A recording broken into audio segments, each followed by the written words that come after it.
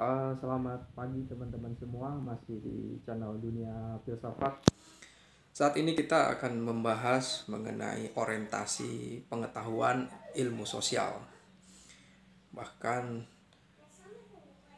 salah satu karya besar dalam ilmu sosial mengenai Indonesia ini dibuat oleh orang-orang Barat. Mereka di dalam kajian ilmu sosial politik misalnya disebut dengan Indonesianis. Misalnya kita yang terkenal itu kan Benedict Anderson, Herbert Pate, kemudian ada yang menemukan teori tentang tipologi masyarakat yaitu Clifford Gate. Yaitu mereka memiliki suatu fokus kajian mengenai keindonesiaan,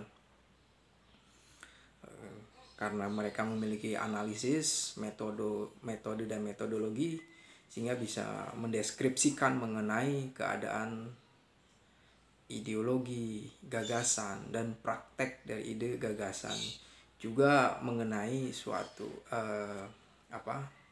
kesadaran dan juga kemungkinan bawah sadar yang menentukan suatu tindakan seseorang itu. Dan karya-karya mereka menjadi sangat penting di dalam membaca Indonesia. Misalnya kita membaca Kahin, Anderson, Herbert Pate, itu mereka berusaha untuk menggambarkan tentang keadaan bangsa Indonesia di dalam memahami dinamika. Tapi tentu saja kajian mereka sekarang menjadi sesuatu yang bisa ditandingi oleh orang-orang Indonesia sendiri. Misalnya kita punya para pemikir, para peneliti. Ya, sekarang bisa ada Najib Burhani, ada Burhanuddin Muhtadi, ada Saiful Mujani mungkin. Ya, ini menjadi ada Juli Qodir yang memiliki cakupan pandangan analisis mengenai gerakan sosial di Indonesia ini, yang pasti ingin memahami tentang perkembangan budaya dan ke arah mana perkembangan bangsa ini gitu. Jadi memang koneksi antara pengetahuan dengan suatu masyarakat ini akan selalu harusnya memproduksi suatu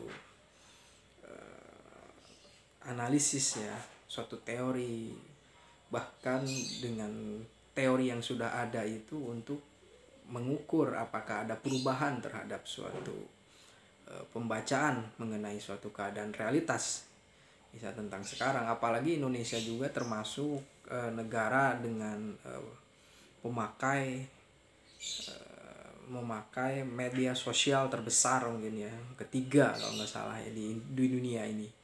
Nah, dinamikanya seperti apa?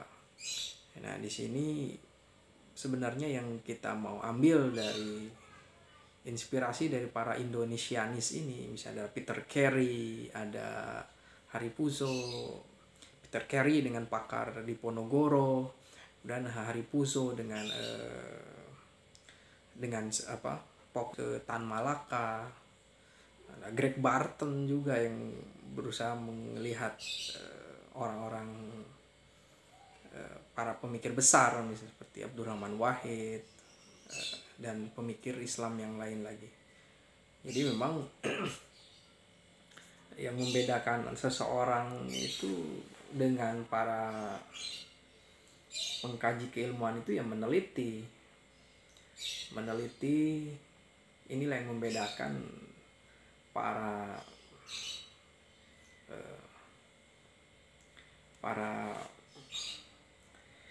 pemikir yang hanya bersifat spekulatif dan para pemikir yang berusaha mengkaji pengetahuan berdasarkan basis realitasnya itu, yaitu masyarakat.